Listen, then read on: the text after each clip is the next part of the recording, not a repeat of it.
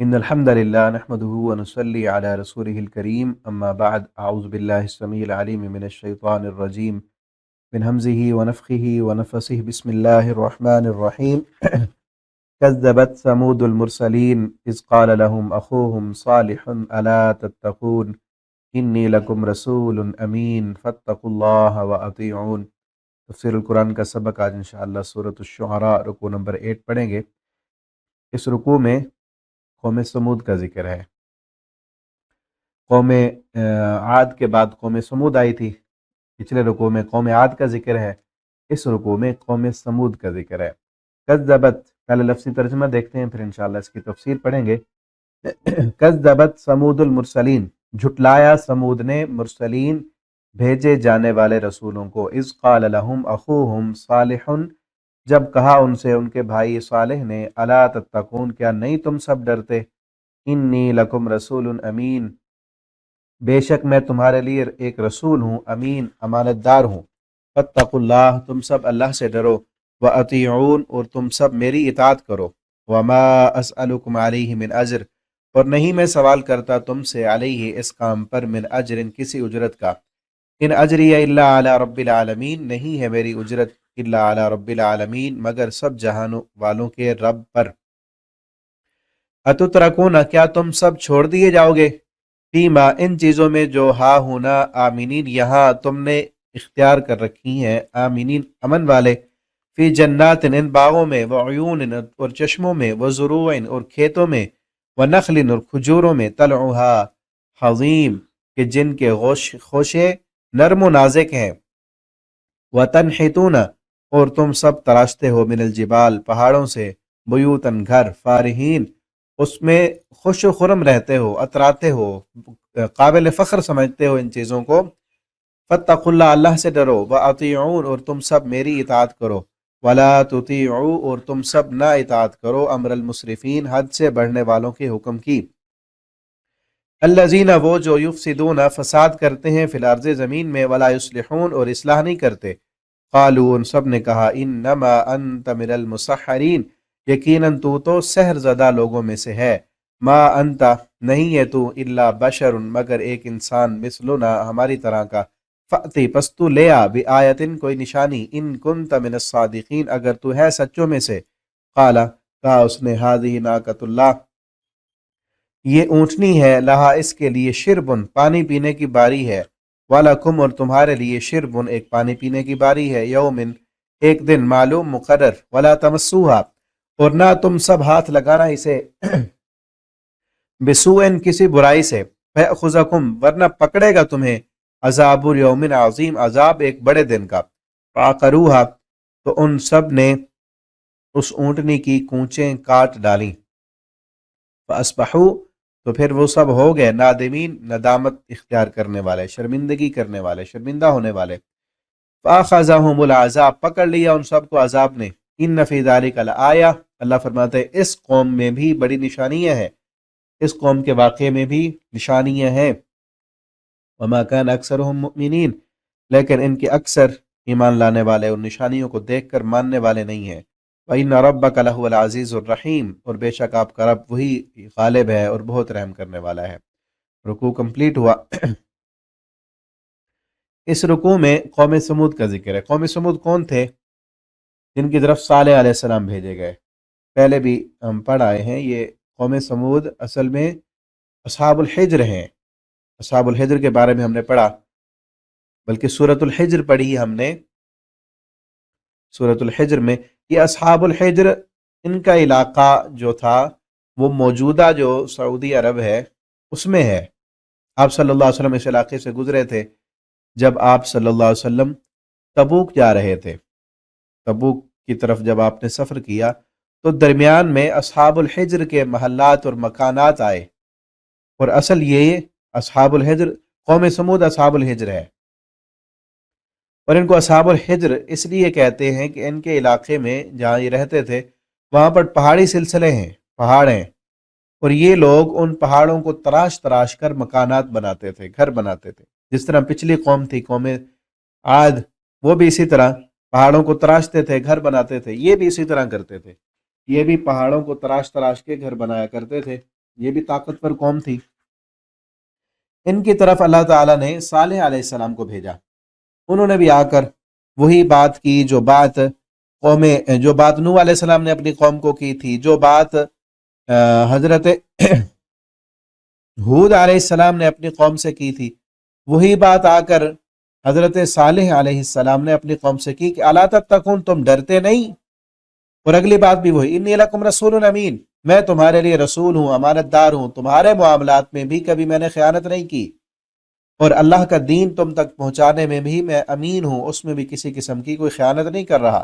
فاتقوا اللہ، پھر آگے وہی پیغام، فاتقوا اللہ، اللہ سے ڈرو، اپنے دل میں اللہ کا ڈر اور تقوی پیدا کر لو. ایک دن تم نے مرنا ہے اور اپنی اس ساری زندگی کا حساب اللہ کے سامنے جا کے دینا ہے، اور یہی اصل ہے. آج بھی اسی چیز کی ضرورت ہے کہ جس انسان کے دل میں اللہ کا ڈر اور تقوی پیدا ہو جائے، اس کی ساری زندگی درست ہو جاتی ہے، اس کے تمام معاملات درست ہو جاتے ہیں. اور جس انسان کے دل میں اللہ کا ڈر نہیں ہے، اللہ کا تقوی نہیں ہے، اس کی زندگی بگڑی ہوئی ہوگی، اس کی کوئی بھی معاملات کبھی بھی نہیں سنور سکتے. معاملات سنوریں گے کب؟ کہ جب دل میں اللہ کا ڈر اور تقوی پیدا ہو جائے گا. تو آج اسی چیز کی ضرورت ہے. جتنے بھی آپ قوموں کے واقعات ابھی پڑھ رہے ہیں، آگے بھی آ رہا ہے، تمام رسولوں کا اصل پیغام کیا تھا؟ الا تتقون، کہ تم اللہ سے ڈرتے نہیں ہو. کیوں نہیں ڈرتے اللہ سے؟ اور آج ہم بھی دیکھیں ہمارے ماحول میں، ہمارے اندر جو بگاڑ ہے، اس کی ایک بنیادی وجہ یہ بھی ہے کہ اللہ کا ڈر نہیں ہے. چوری، ڈکیٹی، کرپشن، رشوت، سود، حرام خوری، زنا، شراب، فحاشی کے اڈے، یہ سب کیوں ہیں؟ کہ اللہ کا ڈر نہیں ہے. جس انسان کے دل میں اللہ کا ڈر ہو کہ میں نے اللہ کے سامنے جا کے اپنی زندگی کا حساب دینا ہے، وہ دنیا میں جھوٹ نہیں بولے گا، وہ 2 نمبر چیزیں نہیں بیچے گا، وہ لوگوں کے ساتھ فراڈ نہیں کرے گا، وہ حلال و حرام کی تمیز کر کے زندگی گزارے گا، وہ لوگوں کو ان کے حق واپس کرے گا، وہ انصاف کرے گا، وہ پیسے لے کر انصاف کا قتل نہیں کرے گا، وہ رشوت نہیں لے گا. جس کے دل میں یہ ڈر ہو کہ میرے ابھی تو اس دنیا میں مجھ سے پوچھنے والا کوئی نہیں ہے، لیکن ایک وقت آنے والا ہے جس دن میں نے اپنی زندگی کا حساب دینا ہے. تو یہی بنیاد ہے، یہی اصل چیز ہے، یہ تقوی، اللہ کا ڈر. جس انسان کے دل میں آ جائے، اس کی دنیا بھی کامیاب ہے اور آخرت بھی کامیاب ہے. وَلِمَنْ خَافَ مَقَامَ رَبِّهِ جَنَّتَانِ، فرمایا جو میرے سامنے کھڑا ہونے سے ڈرا، اس کے لیے 2 جنتیں ہیں، دگنی جنت ہے، وہ کامیاب ہے. فاتقوا اللہ، اللہ سے ڈرو، وَأَطِيعُونِ، اور میری اطاعت کرو. وَمَا أَسْأَلُكُمْ عَلَيْهِ مِنْ أَجْرٍ، وہی پیغام جو حضرت ہود علیہ السلام نے دیا، جو نوح علیہ السلام نے دیا. میں تم سے کسی قسم کی کوئی اجرت کا سوال نہیں کرتا، تم سے کوئی پیسے نہیں مانگتا. میں اپنے اس کام پر، اس ڈیوٹی پر یہ نہیں کہتا کہ تم مجھے پیسے دیا کرو اور ماہانہ جو ہے وہ ٹیکس دیا کرو. کسی چیز کا میں سوال نہیں کرتا. میرا اجر، میری مزدوری، میں نے تو اپنا بدلہ اللہ سے لینا ہے. ان اجری الا علی رب العالمین.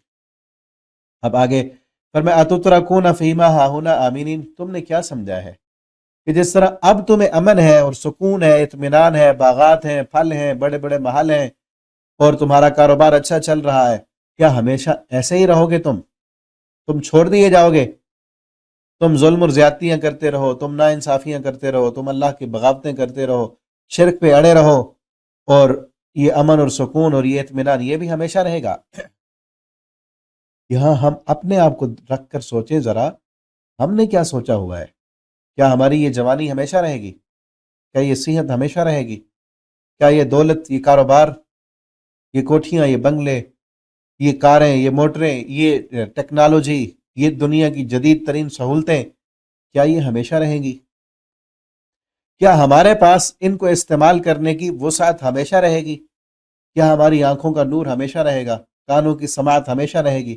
زبان کی قوت گویائی، کیا یہ ہمیشہ رہے گی؟ جسم میں جو طاقت اللہ نے دی ہے، کیا یہ ہمیشہ رہے گی؟ کبھی سوچا ہے؟ ایک دن ختم ہو جانا ہے. یہ آنکھوں کی بصارت ختم ہو جائے گی. ان آنکھوں سے کیا کچھ دیکھتے ہیں؟ موبائل کی سکرین پہ جب کوئی نہیں دیکھ رہا ہوتا، کیا دیکھ رہے ہوتے ہیں؟ اس وقت کبھی ذہن میں آیا کہ ان آنکھوں کی سماعت ہمیشہ نہیں رہے گی؟ تو ان آنکھوں کی سماعت قرآن پڑھنے کے لیے استعمال کریں. آپ شکر ادا کریں اس وقت آپ قرآن پڑھ رہے ہیں. میں پڑھا رہا ہوں، اللہ کا کرم ہے ہم پر کہ ہماری آنکھیں قرآن کے الفاظ دیکھ رہی ہیں، ہماری زبان قرآن پڑھ رہی ہے، اللہ کا کرم ہے۔ ورنہ یہ جو اللہ نے بولنے کی طاقت دی ہے نا، بولنے کا جو رزق دی ہے، یہ بھی لمیٹڈ ہے۔ اللہ نے ہر چیز کو ایک معیار اور مقدار میں پیدا کیا، اور ہمیں جو دیکھنے کی صلاحیت دی ہے، سننے کی صلاحیت دی ہے، بولنے کی صلاحیت دی ہے، یہ لمیٹڈ ہے، ہمیشہ ہمیشہ کے لیے نہیں ہے۔ ورنہ جب وقت آئے گا جب ہمارے الفاظوں کا رزق جو اللہ نے دیا ہے وہ ختم ہوگا، تو قوت پھر ایک لفظ بھی نہیں بول سکیں گے ہم، ٹھیک ہے نا۔ اللہ سے ہم دعا کرتے ہیں کہ اللہ جب ہمارے آخری الفاظ ہوں تو ہمارے لبوں پہ تیرا قرآن ہو، تیرے کلمات ہوں، تیرا کلمہ توحید ہو، ہم توحید کے کلمات پڑھ رہے ہوں، ٹھیک ہے نا۔ تو ہم ہمیشہ نہیں رہیں گے، یہ قوتیں، یہ طاقتیں، یہ سہولتیں، یہ وسعتیں ایک دن ختم ہو جائیں گی۔ ان کو بھی، قوم سمود کو بھی صالح علیہ السلام نے یہی کہا کہ تم ہمیشہ نہیں رہو گے، یہ سہولتیں، یہ قوتیں، فی جنات، تمہاری یہ باغات اور چشمے اور کھیتیاں، کھیت ہیں ان میں چشمے ہیں، پہاڑوں سے چشمے نکل رہے ہیں، تم کھیتیاں اگا رہے ہو، کھجوروں کے درخت ہیں، اور ایسی کھجوریں طلعھا کہ جن کے خوشے، خوشہ اصل کہتے ہیں جو جب نیا نیا کھجور کو لگتا ہے نا، کھجوریں لگنے سے پہلے بیج لگتا ہے، بور لگتا ہے، اس کو طلعھا، طلع کہتے ہیں اس کو، یہ طلوع ہونے والا ہوتا ہے نا، ابھی وہ طلوع ہوا اور اس کے بعد پھر کھجوریں لگیں گی، ان کے خوشے حظیم نرم و نازک ہیں، کتنی خوبصورت اور نرم و نازک کھجوریں دی ہیں۔ لیکن نا کچھ کھجوریں جو ہے وہ تھوڑی سخت ہوتی ہیں، کئی قسمیں ہیں کھجوروں کی، اور کچھ کھجوریں بڑی نرم و نازک ہوتی ہیں۔ اتنی نرم کھجور، خصوصاً عرب میں جہاں یہ علاقہ ہے، اور عرب میں بھی آج جائیں، اللہ رب العالمین ہمیں بار بار لے جائے عمرے کے لیے، حج کے لیے، وہاں کی جو کھجور ہوتی ہے نا، کئی کھجوریں اتنی نرم ہوتے ہیں کہ منہ میں رکھتے ہی آپ نہ چبائیں، اس کو منہ میں رکھ دیں، خود بخود ہی ہضم ہو جاتی ہیں، خود بخود ہی وہ گھل کر منہ میں ان کی مٹھاس اور ذائقہ، جس طرح چاکلیٹ نہیں کھاتے، چاکلیٹ سے بھی زیادہ نرم ہوتی ہیں، وہ آپ منہ میں رکھیں اور خود بخود ہی وہ پگھل کر بغیر چبائے، وہ کچھ تو ایسی بھی ہیں جن میں وہ گٹلی بھی نہیں ہے، ٹھیک ہے نا، اتنی نرم و نازک، اتنی بہترین، اتنی لذیذ، اور کھانے میں بڑی بہترین اور طاقتور۔ یہ کھجوریں کیا ہمیشہ رہیں گی تمہارے پاس؟ یہ طاقتیں، یہ اللہ کی نعمتیں، یہ وسعتیں، یہ کھیتیاں اور کھیتیوں میں لگنے والا پانی، یہ کیا ہمیشہ رہے گا؟ وَتَنْحِتُونَ مِنَ الْجِبَالِ، اور تم تراشتے ہوئے پہاڑوں میں بیوتن گھر، کیا یہ ہمیشہ تراشنے کی قوت اور طاقت تمہیں ملتی رہے گی؟ فارحین، اتراتے ہوئے۔ فارح کا اصل معنی ہوتا ہے فری، خوش ہونا، خوش ہونے کے لیے، یا ایک معنی اس کا یہ بھی کیا گیا ہے کہ تم اس میں یہ جو بناتے ہو، پہاڑوں میں گھر بناتے ہو، یہ بے فائدہ بناتے ہو، تمہارا کوئی مقصد نہیں ہے، ضرورت نہیں ہے، ٹھیک ہے نا۔ اس میں اپنی مہارت دکھانے کے لیے ایک معنی یہ کیا گیا فارحین کا کہ تم اس کام کے بڑے ماہر ہو، اور اپنی مہارت اور کاریگری دکھانے کے لیے تم کرتے ہو، اور ایک یہ بھی ہے کہ اپنا غرور اور فخر لوگوں پر جتانے کے لیے تم یہ جو ہے وہ کرتے ہو، یہ تراشتے ہو اور گھر بناتے ہو۔ تو اس میں یعنی کوئی ضرورت اور حاجت نہیں ہے، بغیر ضرورت کے، بغیر کسی جو ہے مقصد کے تم ان گھروں میں نقش و نگار اور کاریگری، اس نقش و نگار کے ماہر تھے وہ، اور اپنی مہارت دکھانے کے لیے اور اس مہارت پر فخر جتانے کے لیے وہ یہ سارے کام کیا کرتے تھے، ٹھیک ہے نا۔ تو اس سے معلوم ہوتا ہے کہ گھروں میں بلا وجہ، بلا ضرورت، پچھلے رکوع میں میں نے بتایا تھا، ایک ہے ضرورت، ایک کام کی، ایک چیز کی ضرورت ہے وہ تو پوری کی جا سکتی ہے، ایک چیز کی ضرورت نہیں ہے، بلا ضرورت صرف اپنا آپ دکھانے کے لیے، اپنا پیسہ اور اپنے آپ کو بڑا بنانے کے لیے، لوگوں کے ساتھ مقابلہ کرنے کے لیے زیب و زینت اور نقش و نگار اور اس طرح کی چیزیں بنانا، یہ درست نہیں ہے، ٹھیک ہے نا۔ ضرورت کی حد تک جو چیز ہے اس کو بنایا جائے، اور ہاں اس ضرورت میں جو خوبصورتی آ سکتی ہے وہ بھی ہونی چاہیے، یہ نہیں کہ آپ کوئی بھی، اللہ تعالیٰ جمیل ہے، خوبصورت ہے، اللہ تعالیٰ خوبصورتی کو پسند کرتے ہیں، یہ ہے کہ بلا ضرورت بناتے تھے اور صرف اپنا فن کاریگری دکھانے کے لیے اور اس پر پھر فخر کرنے کے لیے، اور آج بھی ان کے محلات، عمارتیں جو ہیں وہ بیکار کھڑی ہیں، اور پچھلے رکوع میں بھی میں نے کہا تھا آج بھی ہم دیکھتے ہیں نا، کئی عمارتیں بن کے کھڑی ہیں، بیکار کھڑی ہیں، ان کو دیکھ کے ذرا غور کیا کریں، ذرا اس پر جو ہے اس نظر سے بھی دیکھا کریں کہ اس کو بنانے والے نے کتنے جتن کیے ہوں گے، کتنی محنتیں کی ہوں گی، اور کئی حلال و حرام کی پرواہ اس نے نہیں کی ہوگی، کسی نے رشوت لی ہوگی، کسی نے اپنا مکان بنانے کے لیے جو ہے کئی لوگوں کے حق مارے ہوں گے، کسی نے اپنا مکان بنانے کے لیے بچوں کی ضرورتوں کو جو ہے وہ جو ہے نظر انداز کیا ہوگا، کئی نے اپنے جو ہے مزدوروں کا حق مارا ہوگا، لیکن آج مکان تو ہیں، ان میں مکین کوئی نہیں ہے۔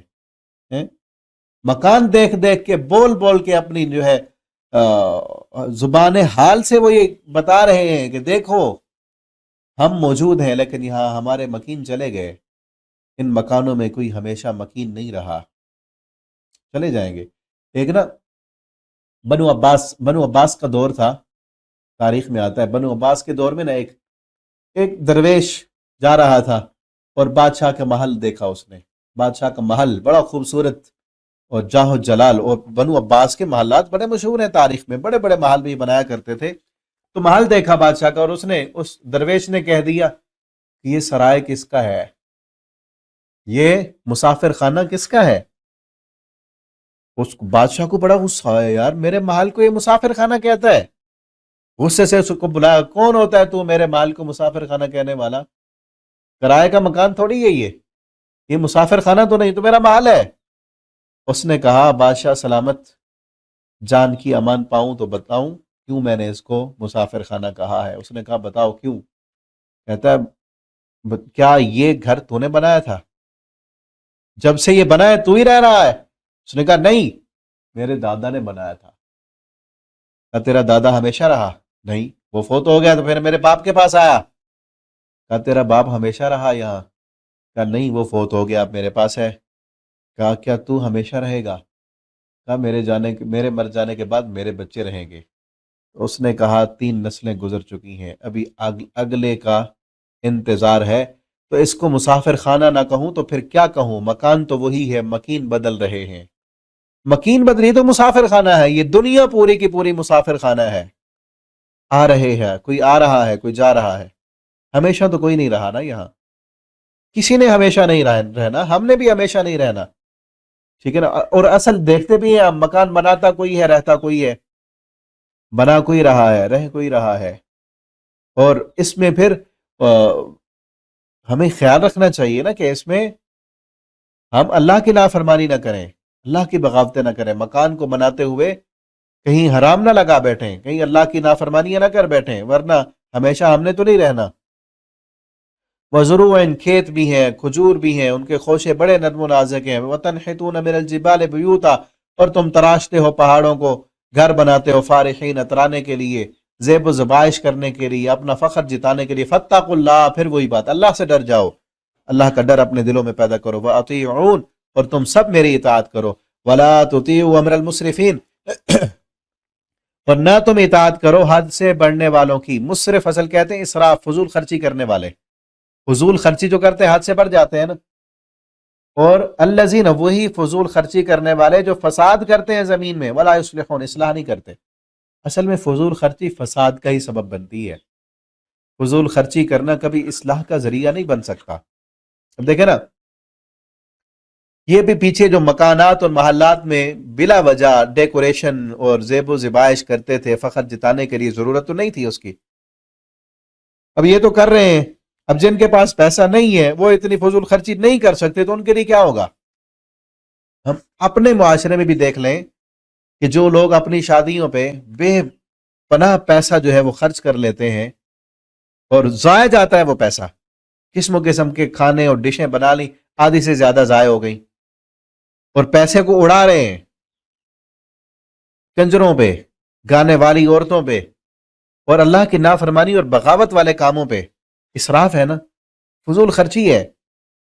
اور ان کے پاس ہے حرام کا پیسہ، اور وہ چاہے کسی کے پاس حلال کا بھی ہے، اس کو یہ تو اللہ نے اختیار نہیں دیا نا کہ ان حرام کاموں پہ خرچ کرے، وہ حرام کا پیسہ حرام پہ خرچ کر رہے ہیں جس کے پاس نہیں ہے۔ اب ایسے لوگ، بڑے لوگ، وہ ایک ٹرینڈ سیٹ کرنے والے ہوتے ہیں، وہ معاشرے کے لیڈر ہوتے ہیں، ان کو دیکھ کر معاشرہ جو ہے اپنے ٹرینڈ سیٹ کرتا ہے کہ جس طرح اس نے کیا نا میں نے ایسے کرنا ہے، لوگوں کے لیے وہ آئیڈیل نمونہ بن جاتے ہیں۔ لوگ سمجھتے ہیں کہ یہ بڑا ہے نا، فلاں سیٹھ ہے، فلاں چودھری ہے، فلاں ملک اور خان، اس کے بیٹے کی جس طرح شادی ہوئی تھی میں نے ویسے کرنی ہے. لوگوں کے لیے وہ آئیڈیل ہوتے ہیں، لوگوں کے لیے وہ نمونہ ہوتے ہیں، اور وہ ساری فضول خرچیاں کر رہے ہوتے ہیں. اب چھوٹے لوگ وہ نہ کریں تو ان کی ناک کٹتی ہے. جن کے پاس پیسہ تھوڑا کم ہے وہ اپنی ناک رکھنے کے لیے، معاشرے میں اپنا سٹیٹس اور معیار ان جیسا بنانے کے لیے حلال و حرام کی پرواہ نہیں کرتے، وہ بھی انہی جیسے کام کر رہے ہوتے ہیں. اب کوئی سمجھائے ان کو جا کے کہ ایک کھانا بھی آپ پکا دیں تو آپ کا ولیمہ ہو جائے گا، چند بندوں کو بلا لیں جتنی آپ کے پاس وسعت ہے، تو وہ کوئی سمجھتا ہی نہیں، بات سمجھنے کے لیے تیار ہی نہیں ہوتے، کیونکہ انہوں نے آئیڈیل اور نمونہ بنایا ہوتا ہے ان معاشرے کے بگڑے ہوئے لوگوں کو، ان مفسرین کو. اسی لیے کہا نا وَلَا تُطِیعُوا أَمْرَ الْمُسْرِفِینَ، یہ جو اسراف کرنے والے، یہ جو حد سے بڑھنے والے، یہ تو اللہ کی بغاوتیں کرنے والے، ان کو اپنا آئیڈیل نہ بناؤ، ان کو اپنا نمونہ نہ بناؤ. الذین یفسدون فی الارض، یہ تو زمین میں فساد مچانے والے ہیں. اس وقت بھی لوگوں نے انہی کو اپنا آئیڈیل اور نمونہ بنایا تھا جو حد سے گزرے ہوئے اللہ کی بغاوتوں میں اور نافرمانیوں میں اور فساد کرنے والے، فضول خرچیاں کرنے والے، اور اپنی ان فضول خرچیوں سے معاشرے کا بگاڑ کا سبب بننے والے. آج بھی لوگ انہی بگڑے ہوئے لوگوں کو اپنا آئیڈیل اور نمونہ بناتے ہیں. ٹھیک ہے نا؟ جو شادیوں کے موقع پر بے پناہ خرچ کریں گے، مکانات بناتے ہوئے فضول خرچیاں کریں گے، زیب و زیبائش اور اپنی گاڑیوں میں، موبائلوں میں لوگوں کو دکھانے کے لیے، اپنی شہرت جتانے کے لیے، اپنا پیسہ دکھانے کے لیے اس طرح کے فضول خرچیاں کرتے ہیں جو فساد کا سبب بنتی ہیں. لوگ انہی کو ہی اپنا آئیڈیل اور نمونہ بناتے ہیں. ہے ایسے کہ نہیں؟ تو اس لیے اسلام نے تو ہمیں یہ حکم دیا اگر آپ کے پاس حلال کا پیسہ بھی ہے اس کو حلال کاموں پہ خرچ کرو، اور آپ کی ضرورت ہے، ایک چیز آپ کی ضرورت ہے، ضرورت کی حد تک آپ نے لی ہے، اس کو بھی نمود و نمائش کرنے کی اجازت نہیں ہے، بلا وجہ اس کی نمائش کرنا، دکھانا. حتیٰ کہ یہاں تک کہا گیا، اسلام نے تو یہ پیغام دیا ہے کہ آپ نے اپنے گھر میں اچھا کھانا بنایا ہے، اچھا سالن آپ نے بنایا ہے، اچھی ڈش تیار کی ہے، تو نبی کریم صلی اللہ علیہ وسلم نے فرمایا گوشت پکایا ہے آپ نے، گوشت بنایا تو اس کا شوربہ تھوڑا زیادہ کر لو اور اپنے ہمسایوں کو دو، اور اگر نہیں دے سکتے تو اپنے ہمسایوں تک اس گوشت کی، اس سالن کی خوشبو نہ جانے دو تاکہ ان کو پتہ نہ چلے. ٹھیک ہے نا؟ انسان ہے، فطرت ہے، خصوصاً بچوں کی جب وہ دیکھتے ہیں کسی چیز کو تو ان کا بھی دل للچاتا ہے، لالچ والی نظروں سے وہ دیکھتے ہیں. تو اس لیے کسی کو یہ للچائی ہوئی نظریں اپنی طرف اٹھوانا یہ جائز نہیں ہے، یہ درست نہیں ہے. اتنی حد تک اسلام نے جو ہے وہ کی ہے. لیکن ہم کیا کرتے ہیں؟ ہم صرف بلا وجہ، ضرورت ہے ہی نہیں ایک چیز کی، اس کو دکھانے کے لیے خریدا ہے. آئی فون لوگوں کو دکھانے کے لیے لیا ہوا ہے، کوئی ضرورت نہیں ہے. گاڑی نئی اس لیے لیے تاکہ لوگوں کو دکھائیں، اور کئی لوگ تو بلا وجہ کی ہے ہی نہیں اپنی اور دکھا رہے ہیں. فیس بک پہ تصویر ڈال رہی ہے، کسی پیچھے جو ہے گاڑی کھڑی ہے کسی اور کی، سامنے آ کے پکچر بنا لی اور فیس بک پہ اپلوڈ کر دی.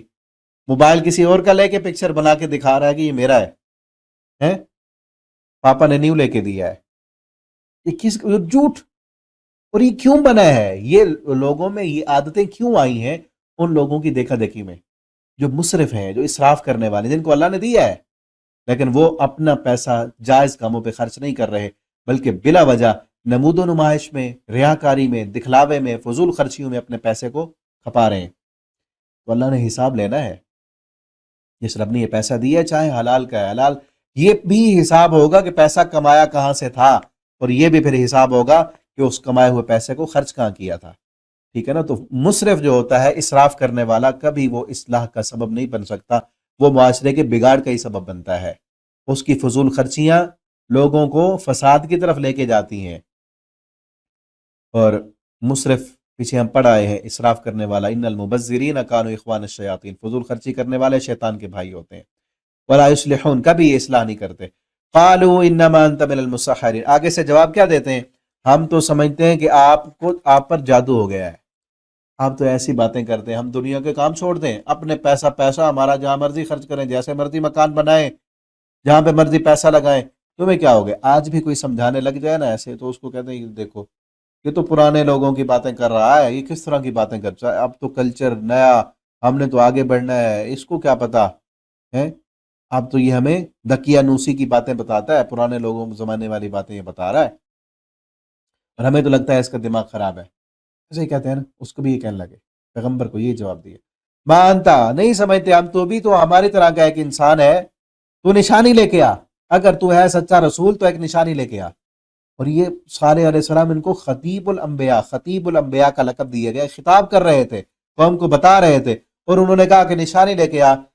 تو انہوں نے یہ بھی ساتھ مطالبے کہ یہ جو پہاڑ ہے نا تیرے ساتھ، اس پہاڑی سے ایک اونٹنی نکل آئے اور وہ اونٹنی حاملہ ہو اور وہ فوراً آنے کے بعد اپنا وضع حمل کرے، پھر ہم مانیں گے۔ تو فوراً اللہ کے حکم سے انہوں نے اشارہ کیا اور اسی پہاڑی سے اونٹنی نکل آئی، کہا ہاذی ناقۃ اللہ، یہ اونٹنی ہے۔ اب یہ آگے نشانی تمہارے لیے تم نے خود مانگی تھی، اب اس نشانی کے ساتھ ایک آزمائش بھی ہے، وہ کیا ہے؟ لہا شربن، اس کے لیے ایک دن ہے پانی پینے کا، سارے کے سارے کنووں کا پانی، چشمے کا پانی یہ ایک اونٹنی پیے گی، اور اگلے دن پھر تمہارے جانور پیئیں گے۔ اب سارے دن تمہارے نہیں، ایک دن اس اللہ کی اونٹنی کا ہے، ایک دن تمہارا ہے۔ وَلَكُمْ شِرْبُ يَوْمٍ معلوم، اور تمہارے لیے ایک دن پانی پینے کی باری ہے۔ اب ان کے لیے آزمائش تھی، یہ اونٹنی پانی بھی پی جاتی، چارہ بھی کھا جاتی، اور ان کے لیے تنگی تھی کیونکہ خود مانگی تھی، اس نشانی کے ساتھ پھر آزمائش تو ہونی تھی۔ انہوں نے اب کیا کیا؟ پیغمبر نے ان کو سمجھایا تھا کہ اس کو وَلَا تَمَسُّوهَا بِسُوءٍ، اس کو تکلیف نہیں پہنچانی، اس اونٹنی کو کسی قسم کی تکلیف تم نے نہیں پہنچانی، ورنہ تمہیں عذاب آ جائے گا، عذاب پکڑ لے گا۔ اللہ کی اونٹنی ہے، اس کو کھانے دو، اس کو پینے دو، اس کو مارنا نہیں ہے، اس کو تکلیف نہیں پہنچانی۔ انہوں نے کیا کیا؟ اس کو مارنے کے ارادے سے فَعَقَرُوهَا، اس کی کونچیں کاٹ ڈالیں، اس کے پاؤں سے پیچھے اس کے ٹخنے، وہاں سے اگر کٹ جائے جانور کی رگیں کاٹ دی جائیں تو وہ پھر مر جاتا ہے، چل ہی نہیں سکتا۔ اس اونٹنے کی کونچیں کاٹی، پیچھے سے پاؤں کاٹ دیے، تو وہ چل نہیں سکتی تھی، پھر وہ تڑپتی تڑپتی مر گئی۔ فَأَصْبَحُوا نَادِمِينَ، پھر وہ شرمندہ ہو گئے، کیونکہ اس کے بعد پھر اللہ کی نشانی کے ساتھ، اللہ کی اونٹنی کے ساتھ اونٹنی کو مار ڈالا، اس کو تکلیف دی، تو اللہ نے ان پر عذاب بھیجا۔ فَأَخَذَهُمُ الْعَذَابُ، اللہ فرماتے ہیں ان کو عذاب نے پکڑ لیا۔ ان پر نہ چیخ آئی تھی، چیخ، یہ کہتے تھے چونکہ ان سے پہلے جو قوم تھی اس پر ہوائیں آئی تھی، سخت ترین ہوا آئی تھی، تو انہوں نے مضبوط محل اور مکان پہاڑوں کے اندر تراش تراش کر جو ہے تہ خانے بنا لیے، اور کہتے تھے کہ یہاں تو ہوا آ ہی نہیں سکتی ہے۔ اللہ کو انہوں نے عاجز کرنا چاہا کہ یہاں پہ ہوا نہیں آ سکتی تو ہمیں کون سا عذاب پکڑے گا۔ اللہ نے وہ چیز بھیجی، آواز، چیخ، سخت چیخ وہاں پہ آئی کہ جس کا وہم و گمان بھی نہیں تھا انہیں۔ فَعَقَرُوهَا فَأَصْبَحُوا نَادِمِينَ فَأَخَذَهُمُ الْعَذَابُ، ان کو عذاب نے پکڑا۔ إِنَّ فِي ذَلِكَ لَآيَةً، اللہ فرماتے اس میں بھی نشانیاں ہیں، اس قوم کے واقعے میں بھی نشانیاں ہیں کہ وہ اترانے والے، اپنی ذبائش پر، اپنی آسائشوں پر، اپنی بڑی بڑی عمارتیں بنانے پر، اس کے اندر جو ہے اپنی کاریگری دکھانے پر فخر کرنے والے اور فضول خرچیاں کرنے والے، اللہ کے دیے ہوئے مال کو اور پیسے کو بیکار کاموں میں خرچ کرنے والے، زمین پہ فساد کرنے والے، کیا کچھ کر لیا انہوں نے۔ اَتُتْرَكُونَ فِي مَا هَاهُنَا آمِنِينَ، انہیں جب کہا تھا پیغمبر نے ہمیشہ رہو گے یہاں، کیا وہ ہمیشہ رہے؟ اس وقت تو ان کو لگتا تھا کہ یہ پیغمبر کی باتیں ایسی بہکی ہوئی، اور یہ جو انما انت من المسحرین، اس کو کہہ دیا تو تیرے اوپر تو جادو ہو گیا ہے، تیرا تو دماغ اس طرح کا ہو گیا ہے، تو ایسی ایسی باتیں کرتا ہے، ہم تو ہمیشہ ہی رہیں گے۔ کہاں ہیں وہ؟ ان کے مکان باقی ہیں، کوئی بھی مکین نظر نہیں آتا۔ هل تحس منهم من احد او تسمع لهم رکضا، سورہ مریم کے آخر میں پڑھا نا، اللہ فرماتا ہے کیا ان میں سے کسی ایک کی تمہیں کوئی آہٹ، کوئی حس، کوئی چون، کوئی چراں، کوئی سانس لیتا ہوا بھی نظر آتا ہے؟ سب کو مٹا کے رکھ دیا، صفحہ ہستی سے مٹ گئے، ان کا نام و نشان تک بھی مٹا دیا گیا، صرف مکانات باقی ہیں تاکہ ان کو دیکھ کے عبرت حاصل کرو، ان کو دیکھو کہ کس طرح انہوں نے فساد کیا زمین میں اور صفحہ ہستی سے مٹا دیے گئے۔ تم بھی ہمیشہ تو نہیں رہو گے نا، ایک دن ہم نے بھی چلے جانا ہے۔ فَأَخَذَهُمُ الْعَذَابُ إِنَّ فِي ذَلِكَ لَآيَةً وَمَا كَانَ أَكْثَرُهُم مُؤْمِنِينَ، ان میں سے اکثر ایمان لانے والے نہ تھے، اکثر اللہ کے باغی تھے، نافرمان تھے، ماننے والے نہ تھے۔ اور اب بھی ایسے ہے، یعنی جب قرآن نازل ہو رہا ہے کہ ساری نشانیاں، قوموں کے واقعات، انداز بدل بدل کے اللہ فرماتے ہم بتا رہے ہیں، لیکن ان نشانیوں کو دیکھ کر، ان آیتوں کو دیکھ کر سبق حاصل کرنے والے، اپنے آپ کو سدھارنے والے بہت کم لوگ ہیں۔ قلیل من عبادی الشکور قلیلا ما تؤمنون، بہت تھوڑے ایمان لانے والے ہیں، اکثر جو ہیں وہ ایمان لانے والے نہیں ہیں، اکثر وہی انہی خرابیوں میں پڑے ہوئے ہیں جو خرابیاں ان سے پہلے قوموں میں تھیں، ان سے پہلے لوگوں میں تھی۔